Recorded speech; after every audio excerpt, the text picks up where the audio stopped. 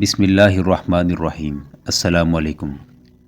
ابو منصور ارسلان خان اپنے دربار میں بیٹھا تھا۔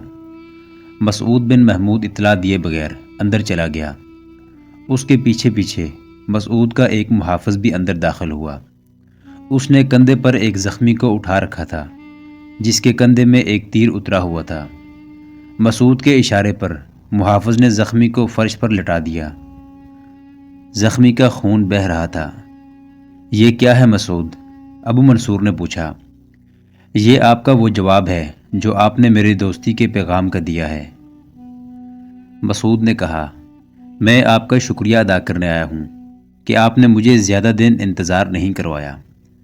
ابو منصور اٹھ کھڑا ہوا اور غصے میں بولا، یہ سب کیا ماجرا ہے؟ کیا سلطان محمود نے اپنی اولاد کو دربار کے آداب نہیں سکھائے؟ نہیں۔ مسعود نے ابو منصور کے قریب کھڑے ایک سالار سے کہا، اپنے آقا کے کان میں کہیے کہ کفار اور ایمان فروشوں نے ہمارے باپ کو اتنی فرصت نہیں دی کہ دربار میں بیٹھتا اور اپنی اولاد کو دربار کے آداب سکھاتا۔ ہم میدان جنگ میں تیروں کی بوچھاڑ میں پل کر جوان ہوئے ہیں۔ ابو منصور نے اپنے سالار کی طرف سوالیہ نگاہوں سے دیکھا۔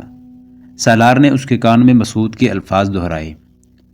ابو منصور نے مسعود کو خشمگین نگاہوں سے دیکھا اور بولا، ہندوستان کے ہیروں اور زر و جواہرات نے اس لڑکے کا دماغ خراب کر دیا ہے۔ یہ ہمیں اپنے باپ کے جنگلی ہاتھیوں سے ڈرانے آیا ہے۔ اپنے آقا کے کان میں کہیں، مسعود نے کہا، طاقت ہاتھیوں کی نہیں ایمان کی ہوتی ہے۔ ہم اپنے تمام ہاتھی آپ کو دے دیتے ہیں مگر آپ ہمیں شکست نہیں دے سکیں گے۔ اپنے مہمان کو چوری چھپے قتل کرانے والے میدان میں بڑی جلدی پیٹھ دکھا دیتے ہیں۔ جب ابو منصور کے کان میں مسعود کے الفاظ پہنچے تو وہ بیٹھ گیا اور بڑبڑانے لگا۔ مسعود دربار سے نکل گیا۔ حکومت کا نشہ ہی ایسا ہے کہ عقل پر سیاہ کالا پردہ پڑ جاتا ہے۔ سلطان محمود نے اپنے بیٹے مسعود سے ابو منصور کی ملاقات اور قاتلانہ حملے کی کوشش کی تفصیلات سن کر کہا، میں نے دوستی کا پیغام بھیج کر اپنا فرض ادا کر دیا ہے۔ اب میرے ضمیر پر کوئی بوجھ نہیں ہوگا۔ البتہ میرے دل پر ایک بوجھ آ پڑا ہے۔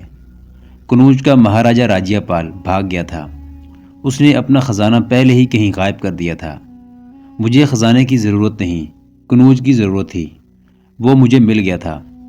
اب ہندوستان سے اطلاع آئی ہے کہ راجیہ پال کنوج میں ہمارے حاکموں کو پیغام بھیج رہا ہے کہ اس کی جان بخشی کی جائے اور وہ غزنی کا باج گزار رہے گا۔ مگر لاہور کا مہاراجہ بھیم پال نڈر دوسرے شکست خوردہ مہاراجوں کو ساتھ ملا کر راجیہ پال کو خوفزدہ کر رہا ہے اور ہمارے خلاف فیصلہ کن جنگ کے لیے فوجیں اکٹھی کر رہا ہے۔ مجھے فوراً وہاں چلے جانا چاہیے مگر میں کاشغر اور بخارا کے سانپوں کا سر کچلنا بھی ضروری سمجھتا ہوں۔ تم کہتے ہو کہ ابو منصور کی بیٹی نے تمہیں کہا ہے کہ ہم اس کے باپ پر حملہ کر دیں۔ ہم قوم کی اس بیٹی کی خواہش پوری کر دیں گے اور ہمارے لیے یہ جنگی اقدام اس لیے بھی ضروری ہو گیا ہے کہ یہ لوگ عیسائیوں کے زیر اثر ہیں۔ مجھے ان لوگوں سے کوئی خطرہ نہیں۔ اگر انہوں نے خراسان پر حملہ کیا تو منہ کی کھائیں گے، لیکن خطرہ یہ ہے کہ عیسائی ان لوگوں کے ہاں اپنے اڈے بنا لیں گے۔ ہماری جنگ اسلام کی مخالف قوتوں کے ساتھ ہے۔ میرا خیال ہے کہ ابو منصور اور قادر خان خراسان پر حملے کا منصوبہ تو بنا سکتے ہیں، حملے کی جرت نہیں کر سکتے، تاہم ہمیں تیار رہنا چاہیے۔ سلطان محمود کا یہ خیال غلط نکلا۔ کوئی 2 ماہ بعد اسے اطلاع ملی کہ کاشغر، بخارا اور بلاساغون کی فوجیں بلخ کی سمت بڑی آ رہی ہیں۔ بلاساغون ابو منصور ارسلان خان کا دارالحکومت تھا۔ سلطان محمود نے پہلے ان تینوں کے اتحاد کو کوئی اہمیت نہیں دی تھی، لیکن اسے جب ان کی پیش قدمی کی اطلاع ملی تو وہ پریشان سا ہو گیا۔ کاشغر، بخارا اور بلاساغون خراسان کی سرحد سے بہت دور پہاڑی علاقے میں واقع تھے اور ایک دوسرے سے بھی دور تھے۔ خراسان تک کی مسافت خاصی دشوار تھی۔ راستے میں ایک بڑا دریا بھی تھا۔ اس سے یہ ظاہر ہوتا ہے کہ تینوں فوجیں بہت عرصے سے جنگ کی تیاریاں کر رہی ہیں۔ سلطان محمود نے اپنے سالاروں اور مشیروں سے کہا، اتنی دشوار پیش قدمی تیاری کے بغیر نہیں کی جا سکتی۔ سلطان غزنی ایک مشیر نے کہا، آپ نے شاید اس پہلو پر توجہ نہیں دی کہ قادر خان راستے میں پہاڑی قبائل کو مال غنیمت کا لالچ دے کر اور اسلام کے خلاف نفرت پھیلا کر اپنے ساتھ ملاتا چلا آ رہا ہے۔ یہ قبائل وحشی، جنگجو اور خونخوار ہیں۔ ان کا اپنا ہی بنایا ہوا کوئی مذہب ہے۔ مجھے معلوم ہے، سلطان محمود نے کہا، اسی لیے میں نے فیصلہ کیا ہے کہ میں انہیں بلخ سے کچھ دور میدانی علاقے میں لا کر لڑاؤں گا۔ ان قبائل سے میں واقف ہوں۔ وہ جنگجو اس لیے ہیں کہ آپس میں لڑتے رہتے ہیں اور وہ صرف پہاڑیوں میں لڑ سکتے ہیں۔ ان کے گھوڑے بھی سنگلاخ وادیوں میں بھاگنے کے عادی ہیں۔ غزنی سے بلخ تک کا فاصلہ بھی خاصا زیادہ تھا۔ سلطان محمود نے ابی ظفر نابینا موسیقار کی اطلاع پر پہلے ہی خراسان کی فوج کو بلخ سے کچھ دور جمع ہو کر تیاری کی حالت میں رہنے کا حکم بھیج دیا تھا۔ وہاں ہاتھیوں کی تعداد تھوڑی تھی۔ سلطان محمود نے غزنی سے 300 ہاتھی اس حکم سے بلخ کو روانہ کر دیے کہ بہت تیز رفتار سے جائیں۔ صرف 2 مورخوں نے اس جنگ کا ذکر کیا ہے۔ ان میں ایک عتبی ہے اور دوسرا ابن الاسیر۔ انہوں نے لکھا ہے کہ اس لڑائی میں سلطان محمود اپنی جنگی طاقت کی نمائش پر زیادہ توجہ دے رہا تھا تاکہ اس کے دشمن اور پہاڑی قبائل مرعوب ہو جائیں اور آئندہ سر اٹھانے کی جرت نہ کریں۔ قادر خان، توغان خان اور ابو منصور کی فوجیں ایک دوسری کے پیچھے تیزی سے چلی آ رہی تھیں۔ ان کے لیے رسد کی کمی نہیں تھی۔ پہاڑی قبائل ان کی بہت مدد کر رہے تھے۔ دونوں مورخ لکھتے ہیں کہ یہ قبائل سرپٹ دوڑتے گھوڑوں سے تیر اندازی کے ماہر تھے اور لڑائی میں بھی بھاگتے دوڑتے لڑا کرتے تھے۔ سلطان محمود کے دشمنوں کو ان کی اسی مہارت اور لڑنے کے انداز پر ناز تھا۔ تینوں فوجوں کی اپنی نفری بھی بہت تھی۔ مورخوں کے اندازے کے مطابق سلطان محمود کی فوج بھی اتنی ہی تھی۔ اس کے پاس ہاتھی تھے جو اس کے دشمنوں کے پاس نہیں تھے۔ اس کے علاوہ سلطان کے پاس تقریباً 400 رتھ تھے جو اس نے ہندوستان کی شکست خوردہ فوجوں سے حاصل کیے تھے۔ وہ ان کے استعمال کا قائل نہ تھا، لیکن قبائلیوں سے لڑنے کے لیے اس نے رتھوں کا استعمال ضروری سمجھا۔ یہ ہلکی قسم کے رتھ تھے۔ ہر رتھ کے آگے ایک گھوڑا جوتا جاتا اور اس میں 2 آدمی ہوتے۔ دونوں لڑاکے ہوتے تھے۔ ایک گھوڑے کو بگاتا اور دوسرے کے پاس پھینکنے والی برچھیاں اور تیر کمان ہوتے تھے۔ سلطان محمود نے رتھوں کے 2 دستے تیار کر رکھے تھے اور اب اس نے دونوں دستوں کو بلخ پہنچنے کا حکم دے دیا تھا۔ مورخوں اور اس دور کے جنگی مبصروں نے لکھا ہے کہ سلطان محمود کی فوج ٹریننگ اور میدان جنگ میں ڈسپلن اور دستوں کے باہمی ملاپ کے لحاظ سے ایک عمدہ فوج تھی۔ نہایت دشوار صورتحال میں بھی دستوں میں بھگدڑ اور انتشار پیدا نہیں ہوتا تھا۔ البتہ اس مارکے میں سلطان کو اپنی یہ کمزوری پریشان کر رہی تھی کہ اس کی فوج کی تقریباً نصف نفری ہندوستان میں شہید ہو گئی تھی۔ اس کی کمی کسی حد تک اس نے ان ہندو دستوں سے پوری کر لی تھی جنہیں وہ جنگی قیدی بنا کر لاتا رہا تھا۔ ان ہندوؤں کو اس نے اپنی فوج کی نسبت بہت بہتر اور زیادہ مراعات دے رکھی تھی۔ ان میں سے ہندو اکثر اسلام قبول کرتے رہتے تھے۔ ان دستوں کو وہ ہندوستان نہیں لے جاتا تھا۔ جب سلطان محمود بلخ پہنچا تو اس نے آرام کیے بغیر دستوں کی تقسیم کا کام شروع کر دیا، مگر اس سے یہ ضروری کام دلجمی سے نہ ہو سکا کیونکہ اسے اطلاع ملی کہ دشمن ترمز کے مقام پر دریائے اوکسس پار کر رہا ہے۔ یہ مقام بلخ سے تقریباً 50 میل دور تھا۔ سلطان محمود کے سالاروں نے مشورہ دیا کہ دریا پار کرنے کے دوران ہی حملہ کر دیا جائے، لیکن سلطان نے کہا کہ انہیں اطمینان سے گزر آنے دو، اس کے بعد دریا ہمارا دوست ہوگا۔ سلطان محمود کو اس اطلاع سے یہ اطمینان ہوا کہ دشمن کا رخ بلخ کی طرف ہے۔ سلطان محمود نے ہاتھیوں کو 2 حصوں میں تقسیم کر کے ایک حصے کو بلخ سے 5-6 میل دور دائیں اور دوسرے کو اتنی ہی دور بائیں جا کر دریا کی طرف چلے جانے کو کہا۔ ان کے ساتھ اس نے 100 رتھ اور ایک دستہ پیادوں کا بھیج دیا۔ انہیں سلطان کے حکم کا انتظار کرنا تھا اور ان کے لیے اہم حکم یہ تھا کہ وہ دشمن کو نظر نہ آئیں۔ چوتھے روز دشمن کا ہراول نظر آیا۔ سلطان محمود کو اطلاع ملی تو وہ اٹھا اور قبلہ رو ہو گیا۔ اس نے 2 نفل ادا کیے اور دعا کے بعد پہلا حکم یہ دیا کہ دشمن کے ہراول پر ایک بھی تیر نہ چلے۔ وہ حکم دے ہی رہا تھا کہ اسے اطلاع ملی کہ دشمن کا ایک جاسوس پکڑ لائے ہیں۔ اس کے حکم پر جاسوس کو سامنے لایا گیا۔ ہاں سلطان، جاسوس نے کہا، میں بلاساغون کا جاسوس ہوں، لیکن میں ایک خبر دینے آیا ہوں، کچھ معلوم کرنے نہیں آیا۔ کیا خبر ہے؟ سلطان محمود نے پوچھا۔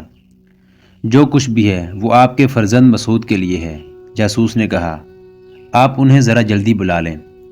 مسعود کو بلایا گیا تو جاسوس نے سلطان محمود کی موجودگی میں یہ بتایا کہ اسے ابو منصور کی بیٹی سمن تاش نے اس زبانی پیغام کے ساتھ بھیجا ہے: میں نے تمہیں کہا تھا کہ میدان جنگ میں ملاقات ہوگی۔ میں ان مستورات کے ساتھ آ گئی ہوں جو میرے ابا اور اس کے سالاروں وغیرہ کی بیویاں اور داشتائیں ہیں۔ ہماری فوجوں کی ترتیب یہ ہے کہ ہماری فوج دائیں پہلو پر ہے، بخارا کی فوج بائیں پہلو پر ہے، اور درمیان میں قادر خان کی فوج ہے۔ قبائلیوں کو تینوں فوجوں کے ساتھ تقسیم کر دیا گیا ہے۔ میرے ابا اپنی فوج کی کمان خود کر رہے ہیں۔ آپ کے والد محترم بہتر سمجھتے ہیں کہ وہ ہماری ترتیب جان کر اپنی فوج کی تقسیم کس طرح کریں گے۔ میں تمہیں مشورہ دوں گی کہ ہماری طرف تم آنا۔ میں کوشش کروں گی کہ تم تک زندہ پہنچ سکوں۔ زندہ نہ رہی تو خدا حافظ۔ آپ مجھے اپنے پاس رکھ سکتے ہیں، جاسوس نے کہا۔ شہزادی نے کہا تھا کہ واپس نہ آنا۔ سنو مسعود، سلطان محمود نے جاسوس کو باہر نکال کر مسعود سے پوچھا، کیا یہ کوئی جذبات کا معاملہ ہے؟ اگر ایسا ہی ہے تو میں تمہیں اس طرف نہیں بھیجوں گا۔ معاملہ جذباتی ہے لیکن ذاتی یہ سفلی جذبات کا نہیں، مسعود نے جواب دیا۔ آپ مجھے اسی طرف بھیجیں۔ میں اس لڑکی کی بجائے اس کے باپ سے ملاقات کرنا چاہتا ہوں۔ آپ اس پیغام کو دھوکہ نہ سمجھیں۔ آپ کو اس لڑکی کے متعلق ابھی ظفر بھی بتا چکا ہے اور میں نے بھی آپ کو بہت کچھ بتایا ہے۔ 5ویں صبح کا سورج سرخ رنگ کی گرد میں اس طرح چھپا ہوا تھا کہ چمکتے ہوئے گولے کی طرح نظر آتا تھا۔ الیاس بن اسد کی تحریر سے پتہ چلتا ہے کہ دونوں فوجیں اللہ اکبر کے نعرے لگا رہی تھیں اور ایک دوسرے کے خون کی پیاسی تھی۔ دشمن اس ترتیب میں آ رہا تھا جو سمن تاش نے بتائی تھی۔ گھوڑ سوار قاصدوں کی سرپٹ بھاگ دوڑ شروع ہو چکی تھی۔ ان کی اطلاعوں سے دشمن کی ترتیب کا پتہ چل رہا تھا۔ سلطان محمود اس کے مطابق قاصدوں کو پیغام دے رہا تھا۔ قادر خان کی فوج درمیان میں اور خاصی پیچھے تھی تو غان خان اور ابو منصور دائیں اور بائیں بلخ سے چند میل دور چلے آ رہے تھے۔ یہ گھیرے کی ترتیب تھی۔ وہ بلخ کو اور سلطان محمود کی فوج کو گھیرے میں لینا چاہتے تھے۔ سلطان محمود نے مسعود کو اس طرف بھیج دیا تھا جدھر ابو منصور کی فوج تھی۔ جدھر سے توغان خان کی فوج آ رہی تھی ادھر سلطان نے ایک تجربہ کار سالار بھیج دیا تھا۔ دشمن کی تینوں فوجوں کے درمیان 1.5-2 میل کا فاصلہ تھا۔ ان خالی جگہوں میں سلطان محمود کے دستے جا رہے تھے۔ ہاتھی، رتھ اور پیادہ دستے پہلے ہی اس طرف نکل گئے تھے۔ اس سے سلطان نے دشمن کے لیے یہ صورت پیدا کر دی کہ توغان خان اور ابو منصور کی فوجیں دائیں بائیں سے سلطان کے گھیرے میں آ گئیں۔ سلطان محمود نے اپنے پیغاموں کے ساتھ قاصد دوڑا دیے۔ سورج اوپر اٹھایا تھا مگر گرد نے اس کی روشنی مدھم کر رکھی تھی۔ اچانک زمین و آسمان کانپنے لگے۔ سلطان محمود نے دشمن کے دائیں اور بائیں پہلوؤں پر حملے کا حکم دے دیا تھا۔ دونوں پہلوؤں پر دونوں اطراف سے حملہ ہوا۔ ایک طرف ہاتھی اور رتھ تھے۔ قبائلیوں نے اپنے مخصوص انداز سے گھوڑے دوڑائے اور تیر اندازی کی کوشش کی، لیکن اتنی گھمسان کی جنگ میں انہیں اپنے پرائے کا پتہ نہیں چل رہا تھا۔ قادر خان کو بھی پتہ نہیں چل رہا تھا کہ اس کے دائیں بائیں کیا ہو رہا ہے۔ اسے پہلوؤں سے کوئی پیغام نہیں مل رہا تھا۔ اسے بتانے والا کوئی نہ تھا کہ اس کے پہلو کچلے اور ہاتھیوں تلے مسلے جا رہے ہیں۔ دائیں طرف ابو منصور کی حالت اچھی نہیں تھی۔ اس کی فوج پر ایک طرف سے مسعود نے حملہ کیا اور جب اس کی فوج اس طرف متوجہ ہوئی تو پیچھے سے چنگاڑتے ہاتھیوں، رتھ سواروں اور پیادہ دستوں نے حملہ کر دیا۔ رتھ سواروں کی توجہ قبائلیوں پر تھی۔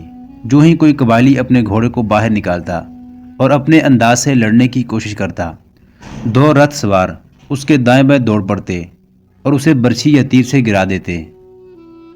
شام سے کچھ پہلے مسعود ایک بلند جگہ کھڑا لڑائی کا منظر دیکھ رہا تھا۔ عقب سے 3 گھوڑے سرپٹ دوڑتے آ رہے تھے۔ ایک سوار کے ہاتھ میں سفید جھنڈا تھا۔ مسعود کے محافظوں نے گھوڑے ان کی طرف دوڑا دیے کیونکہ یہ دھوکہ بھی ہو سکتا تھا۔ وہ تینوں سواروں کو اپنے ساتھ مسعود کے سامنے لے آئے۔ ان میں ایک سوار سمن تاش تھی جس کے سر اور چہرے پر موٹا کپڑا پڑا ہوا تھا۔ اس کے ساتھ 2 مرد گھوڑ سوار تھے۔ سمن تاش کود کر گھوڑے سے اتری اور دوڑتی مسعود کے پاس آئی۔ بڑی مشکل سے تمہارا پتہ چلا ہے، وہ ہانپتی ہوئی سانسوں سے بول رہی تھی۔ میرے ابا بھاگنے کی فکر میں ہیں لیکن ان کا ایک سالار انہیں جھوٹی تسلیاں دے رہا ہے۔ وہ فوج کا کل پیچھے لے گئے ہیں انہیں یقین ہو گیا ہے کہ انہیں شکست ہو چکی ہے۔ ان کے پاس قادر خان کا قاصد یہ پیغام لے کر آیا ہے کہ اس نے بلخ کی طرف پیش قدمی روک دی ہے اور وہ اپنی فوج کو دائیں اور بائیں کمک کے طور پر تقسیم کر رہا ہے۔ اس نے کہا حوصلہ نہ ہارنا، سلطانی فوج کو ہم گھیرے میں لے رہے ہیں۔ میں نے تمہارا سراغ کس طرح لگایا اور یہاں کس طرح پہنچی یہ پھر کبھی بتاؤں گی۔ میں اس لیے آئی ہوں کہ ہمارے قلب کو تم ذرا سی ہمت سے پکڑ سکتے ہو۔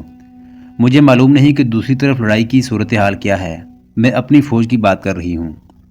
مسعود سوچ میں پڑ گیا۔ کیا سوچ رہے ہو؟ سمن تاش نے کہا۔ میرا گھوڑا لاشوں کو رونتا آیا ہے۔ مرنے والوں میں غزنوی بھی ہیں، ترکستانی اور بخاری بھی، مگر مر کر سب ایک جیسے لگتے ہیں، وہ مسلمان تھے۔ اس نے چلا کر کہا، اپنی قوم کا خون روکو مسعود، میں جو کہتی ہوں وہ کرو۔ قادر خان کی کمک آ گئی تو یہ قتل و غارت نہیں رکے گی، اس سے پہلے ہمارے قلب کو مٹھی میں لے لو۔ تم ساتھ چلو گی؟ نہیں، سمن تاش نے کہا، میں جا رہی ہوں۔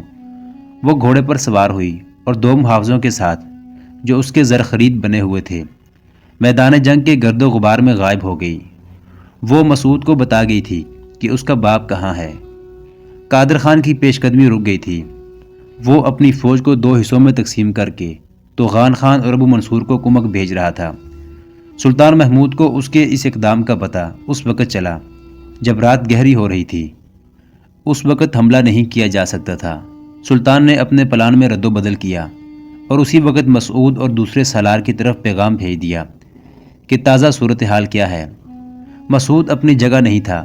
وہاں ایک نائب سالار نے پیغام وصول کیا۔ مسعود کم و بیش 100 منتخب سپاہیوں اور چھاپا مار کمانداروں کو ساتھ لے کر ابو منصور کے ہیڈ کوارٹر پر حملہ کرنے چلا گیا تھا۔ یہ ایک شبخون تھا۔ ابو منصور حوصلہ ہار بیٹھا تھا۔ اس کی فوج بری طرح کچل گئی تھی۔ سلطان محمود نے اس پر حملہ ہی ایسے انداز سے کرایا تھا کہ وہ بچ نہیں سکتا تھا۔ وہ اپنی بیٹی کی نشاندہی کے مطابق دریا کے کنارے چلا گیا تھا۔ اس کے ساتھ اس کا ایک سالار مشیر، 3 بیویاں، چند ایک محافظ اور چند قاصد تھے۔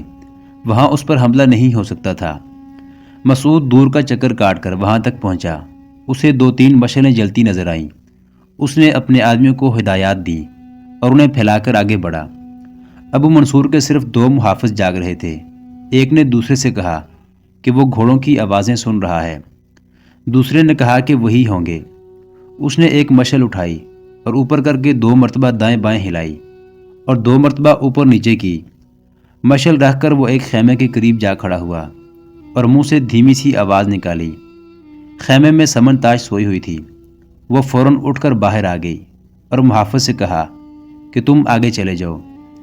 چونکہ رہنمائی بھی موجود تھی اس لیے شبخون میں کوئی دشواری اور خطرہ نہ تھا۔ ابو منصور اور اس کے سالار اپنے اپنے خیموں میں سوئے ہوئے تھے۔ ان تک زخمیوں کی کربناک آوازیں نہیں پہنچ رہی تھی، نہ وہاں تک خون اور لاشوں کی بو پہنچتی تھی۔ وہ اس خوش فہمی میں بھی مبتلا تھا کہ وہاں تک کوئی خطرہ نہیں پہنچ سکتا، مگر ایمان فروش باپ کی دیندار بیٹی ایک بہت بڑا خطرہ بن کر اس کے ساتھ موجود تھی۔ مسعود نے خیمہ گاہ میں داخل ہو کر ایک مشعل اٹھائی اور ابو منصور کے خیمے میں جا کر اسے جگا دیا۔ وہ ہڑبڑا کر اٹھا تو مسعود کو دیکھ کر پوری طرح ہوش میں آ گیا۔ باہر مسعود کے آدمیوں نے محافظوں کو جگا کر الگ کھڑا کر لیا اور سالار کو بھی پکڑ لیا تھا۔ ابو منصور نے مسعود سے کہا کہ وہ شکست تسلیم کرتا ہے لیکن اس کی بیٹی کو گرفتار نہ کیا جائے۔ مسعود نے اس کے ساتھ کوئی بات نہیں کی۔ نصف شب کا عمل ہوگا۔ سلطان محمود ابھی میدان جنگ کا چکر لگا کر آیا تھا۔ اسے اطلاع دی گئی کہ مسعود ابو منصور کو پکڑ لایا ہے۔ سلطان دوڑتا ہوا باہر آیا۔ اس کے لیے یہ خبر معمولی نہیں تھی۔ ابو منصور کے ساتھ سمن تاش بھی تھی۔ انہیں سلطان اپنے خیمے میں لے گیا۔ کیا سلطان میری دوستی قبول کر لیں گے؟ ابو منصور نے پوچھا۔ میں نے دوستی کا ہی پیغام بھیجا تھا، سلطان محمود نے کہا، مگر تم نے میرے بیٹے کو قتل کرانے کی کوشش کی۔ کیا میں تم پر بھروسہ کر سکتا ہوں؟ تم مجھے کس طرح یقین دلا سکتے ہو کہ تمہاری دوستی میں خلوص ہے؟ تمہارے پاس کیا ہے؟ تمہاری حیثیت کیا رہ گئی ہے؟ تم میرے قیدی ہو۔ آپ ٹھیک کہتے ہیں، ابو منصور نے کہا، میرے پاس کچھ نہیں رہا، پھر بھی آپ کی دوستی چاہتا ہوں۔ میں آپ کے خلاف نہیں لڑنا چاہتا تھا، مگر اور اس نے اقبال جرم کے انداز سے بتا دیا کہ وہ مجبور ہو کر اپنی فوج لے آیا ہے۔ سمن تاج کھڑی سن رہی تھی۔ وہ آگے بڑھ کر سلطان کے سامنے دو زانو ہو گئی اور سلطان کا ہاتھ چوم کر کہا، کیا آپ کے دل میں میرے لیے کچھ جگہ ہے؟ اس نے مسعود کی طرف دیکھا اور سلطان محمود سے کہا، میں یہ دوستی پکی کر سکتی ہوں۔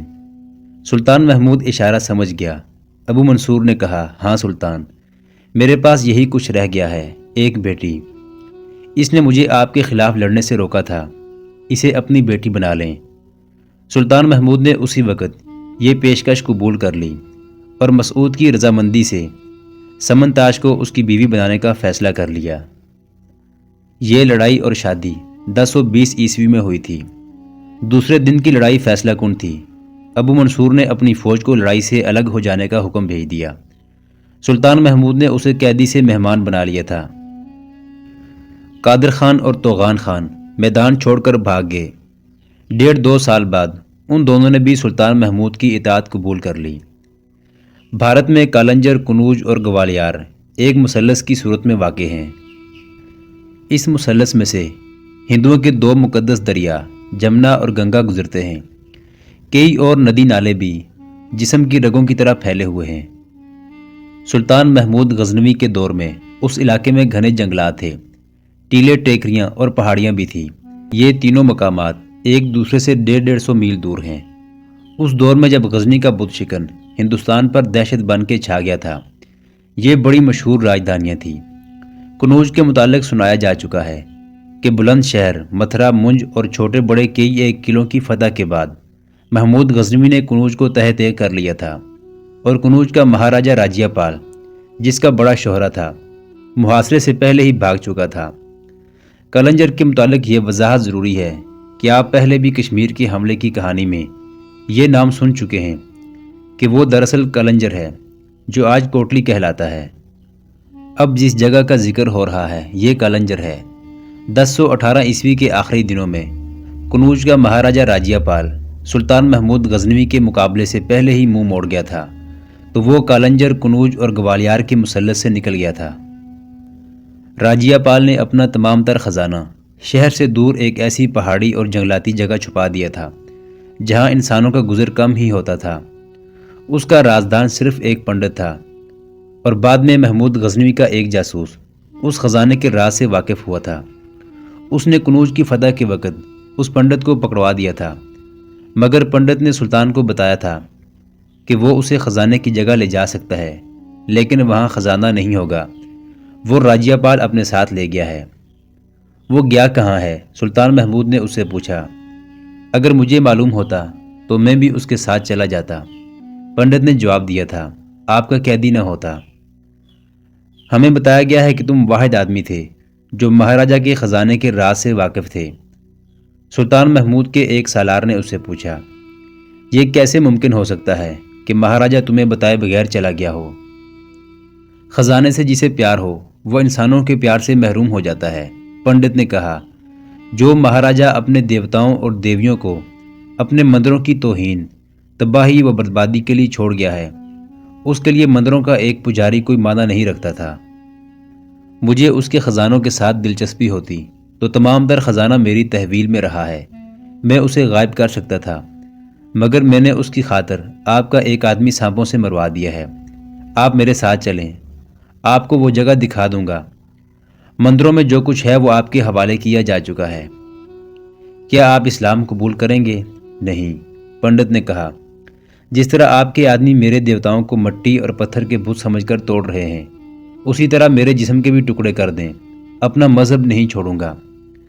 اگر آپ اپنے مذہب کو سچا سمجھتے ہیں تو دوسرے مذہب کے پیشواؤں کا احترام کریں۔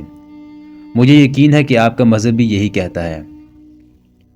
میں نے تمہارے مذہب کے پیشواؤں کو اپنے قدموں میں سر رگڑتے دیکھا ہے۔ سلطان محمود نے پرجوش آواز اور داد تحسین کے لہجے میں کہا، مگر تم میں جو جرأت ہے میں اس کی تعریف کرتا ہوں۔ غدار کسی بھی قوم کا اور کسی بھی مذہب کا ہو وہ قابل نفرت ہے۔ کہو پنڈت، کیا چاہتے ہو؟ اگر مجھ پر کرم کرنا چاہتے ہیں تو مجھے میرے حال پر چھوڑ دیں، پنڈت نے کہا۔ میں اپنی آنکھوں سے اپنے مذہب کی توہین نہیں دیکھ سکتا۔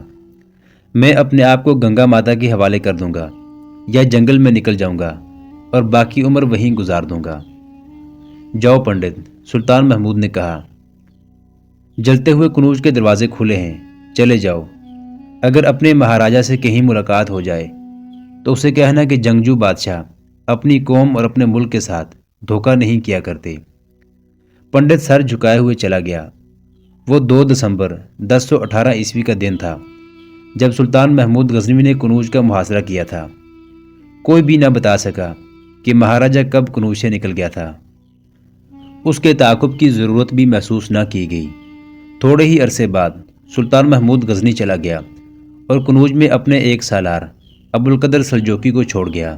پنڈت جو سلطان محمود کو یہ کہہ کر کہ وہ گنگا میں ڈوب مرے گا یا باقی عمر جنگل میں گزار دے گا، گھوڑے پر سوار کنوج سے دور نکل گیا تھا، اس نے اور دور جا کر گھوڑا دریا میں ڈال دیا۔ دریا تو گہرا تھا مگر خاموش تھا۔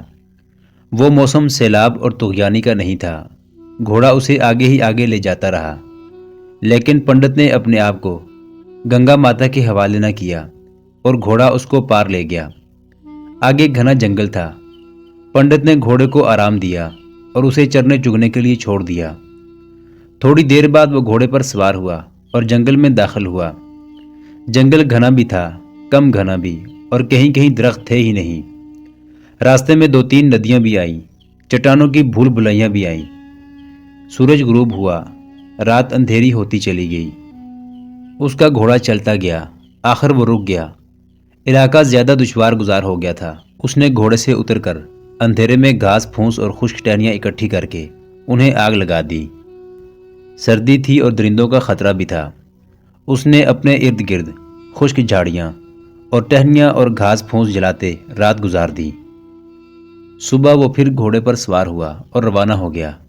اب وہاں کوئی رستہ نہیں تھا۔ بیلیں زمین پر پھیل کر درختوں پر چڑھی ہوئی تھی، کھڑ بھی تھے، اور درخت اتنے زیادہ کہ ان کے جھکے ہوئے ٹہنوں کے نیچے سے گزرنا محال تھا۔ اس کا گھوڑا چلتا گیا۔ کچھ دور گیا تو جنگل کم گھنا ہو گیا۔ آگے 2 پہاڑیوں کے درمیان کھلی جگہ تھی، بکھرے بکھرے درخت اور کچی گھاس تھی۔ وہ چلتا گیا اور دونوں پہاڑیوں کے درمیان گیا تو اسے ایک پہاڑی میں سے راستہ نظر آ گیا۔ یہاں سے پہاڑی 2 حصوں میں کٹی ہوئی تھی۔ وہ اس تنگ راستے میں سے گزر گیا۔ آگے ایک اور پہاڑی آ گئی جو کہیں سے دیوار کی طرح عمودی تھی اور کہیں اوپر جا کر آگے کو جھکی ہوئی تھی۔ محترم ناظرین، سلطان محمود غزنوی کی تاریخ پر مشتمل سیریز دیکھنے کے لیے چینل کو سبسکرائب ضرور کر لیں۔ گزشتہ اقساط دیکھنے کے لیے چینل پر پلے لسٹ کا وزٹ کریں۔ ویڈیو کو لائک اور شیئر ضرور کیجیے۔ آج کی قسط کے بارے میں کمنٹ باکس میں اپنی رائے سے آغاز ضرور کریں۔ اللہ آپ کا حامی و ناصر ہو۔